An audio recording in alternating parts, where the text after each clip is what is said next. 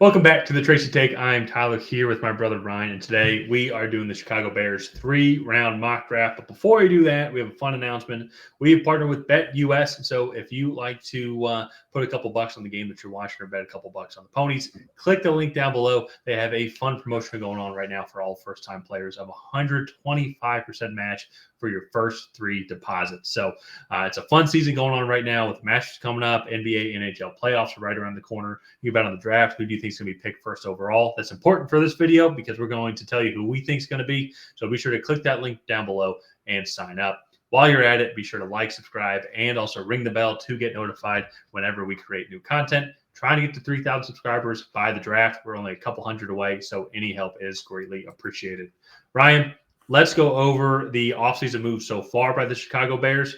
I think keynote so far is going to be a huge foreshadowing on what we think they're going to do with the first overall pick. QB Justin Fields is now not on the team officially. Just say it, and we talked about it. I think we talked a little bit about it maybe on this channel, but also just in private, just personally. They completely butchered any draft that they could have gotten. I think it was obvious. Well, I don't want to say it was obvious, I think, in the YouTube football community that they were going to do it. One, for player personnel-wise, like Caleb Williams' ceiling is higher than Justin Fields. Financially, you're going to get Caleb Williams for 5 years on a much significant deal than if you were going to keep Justin Fields and then re-sign him. So, and if we all knew this, I don't know about you, but I'm a pretty dumb guy. If I could figure that out, it's like these guys should absolutely know. That's what they're going to do back when the season ended. Yeah, so, and that. And I would say as a Falcons fan, I think we had the extra 3rd round pick. I think we could have given a 3rd round pick, then maybe another day 3 pick next year. But instead, they got what again? A 2025 conditional 6th round pick. They got a 6th and then a conditional 4th. Something like that. I forgot what it was. It was such a bad trade that we don't even remember what the value of the trade was. That's how bad the trade was. It was a conditional 6th, so it was a 2025 6th round pick. If he starts more than half the games, it moves up to a 4th. Yeah. And really, that's it. And I was talking about if it was worth the Patriots to trade pick 34 for him, get maybe Justin Fields in a 3rd, and then just trade back at 3 and get something there. And I was like, man, for that amount, I feel like if they traded him right after the season, or right after the league year, they probably could have gotten at least just a 4th straight up.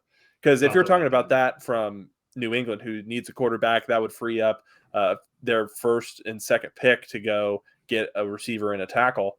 Then, there's no questions there. So, I mean, other than that, I don't really see too many other departures. Darnell Mooney to Atlanta was a little significant. However, they went out and got Keenan Allen as well. And then I also think at pick 9, they're in range to get another top wide receiver right there as well.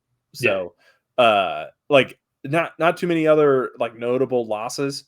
Also, I will say probably not too many other notable additions. They got Kevin Byard from Philadelphia, who's at the end of his career. Jalen Johnson re-signing was a big deal. He got signed to a nice big extension, but nothing really to kind of write home about other than that Keenan Allen addition.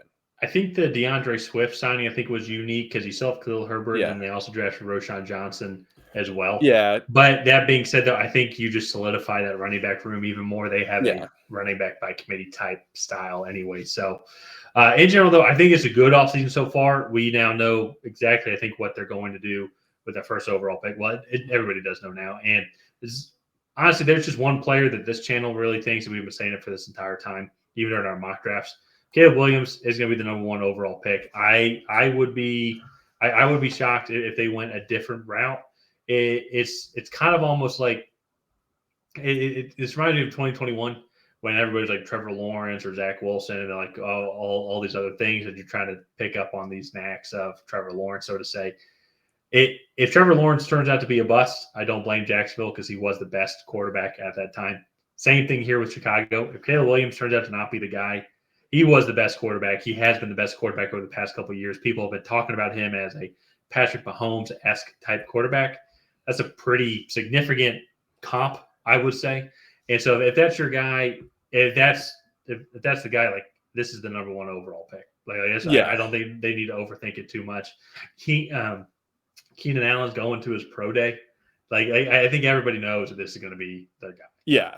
There's rumors. I'm not sure if this is actually true or not, but Chicago has already asked if Caleb Williams can have access to their locker room and start meeting with the players. And I mean, I guess I don't really have a problem with it. I will say that maybe there's tampering issues with that. Oh no, this happens to be all of our players' phone numbers. How did he get those numbers? Oh no. Yeah, exactly. and so, like, I already know, like, the Patriots went at Drake May and Jane Daniels pro day, met with them privately, and like went over the playbook that they want to install with both of them. And so like I feel like if they're already doing that, I don't really see an issue with him getting access to the locker room. As a Falcons fan, I feel like I shouldn't be commenting on any other potential tampering allegations going on right now, as we are currently under investigation. So I'll keep my opinion of that. No, I'm just kidding. I really don't I don't see why not. But also too, the human beings, if an organization tells one of their players to reach out to this guy, I think that's fine. But I don't know. Also, who cares? He's going to be the number one overall pick. Yeah. What's more interesting is going to be at the number 9 overall pick. And we did include trades in this mock draft, but one of the things that's very unique, very similar to Atlanta, is if all the receivers are gone, I'm curious what the Chicago does with the number 9 overall pick. Because if you look at the next couple of teams, they could be QB needy, but they also don't really have the draft capital either. If you go look at the Jets, Minnesota, and also then the Denver Broncos at 12, they all only have 2 picks in the top 100. Now, Minnesota does have the 11th and 23rd pick, so maybe you go back 2 spots, pick up the 23rd, and then but Chicago doesn't have actually a second-round pick either. So no, that would be a tough little sell to try and move up 1 spot. Also, too, I'd be curious why Minnesota wouldn't want to move up farther just to guarantee that they can go and get a guy. So that's where I'm curious, not just on who Chicago would go. Like what they would trade back for or who they want to get, but who would have the draft capital move up and who would they want to go get? Because here from Jared Verse to then I had we had Cooper DeJean went 22nd to Philadelphia. A lot of guys in between there I could see going 9th, and I think a lot of guys that are there that I think teams would be satisfied in getting. Well, when I it think comes their turn to pick. That's where this draft, I think, provides an interesting dynamic because so last year, after pick like 15, there really weren't guys that had like true first round grades attached to them.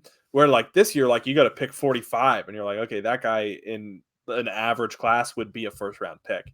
And that's just, I think a lot of teams are going to be kind of sitting back and waiting because there's 5 starting caliber cornerbacks in this class. There's 5 or 6 quarterbacks in this class. You have a bunch of offensive linemen, specifically tackles, that are going to be going, I think, in the first round. I think I saw a mock the other day had 10 tackles going in the first round. So a third of the picks basically were offensive linemen.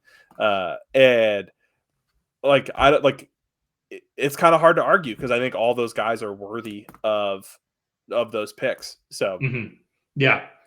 And for record, in our mock draft, pick 45 was Michael Penix, which hypothetically, I think he could potentially be a first-round pick if somebody wants to trade up and go and get him. So it's going to be very unique. We had Jared Verse go here.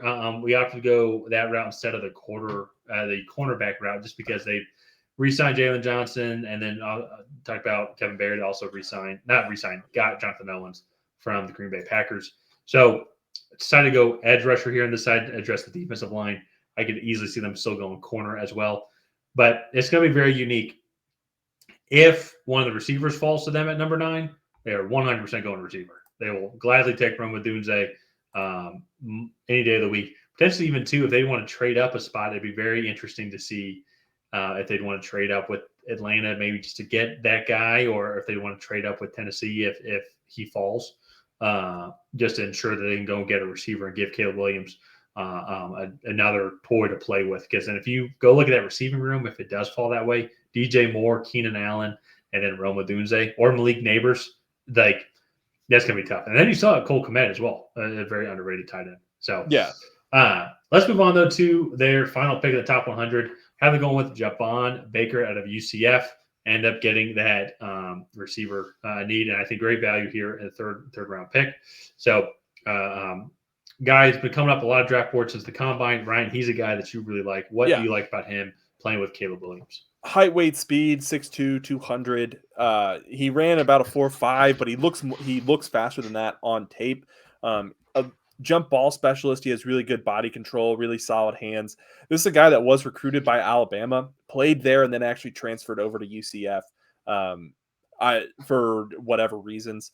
But everybody speaks highly of his character, his work ethic, and he's just a really solid receiver. Chicago doesn't have that true X receiver. I know DJ Moore kind of played that outside role, and he's a very solid receiver, but they don't have that size on the outside that I think Javon Baker brings to the table. And even Keenan Allen has been more of a slot receiver his entire career. So Javon Baker, I think, would be a really nice fit. Caleb Williams, kind of I don't want to say he's a chuck it and duck it quarterback, but definitely likes to throw the ball into some tight windows and in contested catch situations. And I think Javon Baker would thrive in an offense that allows him to go up and get the football like that.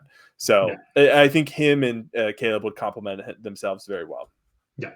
No, I agree. So it's going to be good. And then kind of, we've talked about this on several of these teams. Like, you just go look at this Bears team, and they got really good really quickly. Like, that DJ Moore trade it's going to be kind of like the butterfly effect. I feel like Panthers organization is just going to keep on crumbling, while this Bears team, now they have the first overall pick. You go get Caleb Williams, your franchise quarterback, and you're putting him in a position of success where his defense was one of the best defenses in the league in the second half of last year. Offensive line, actually, like, once Tevin Jenkins got healthy, turned things around.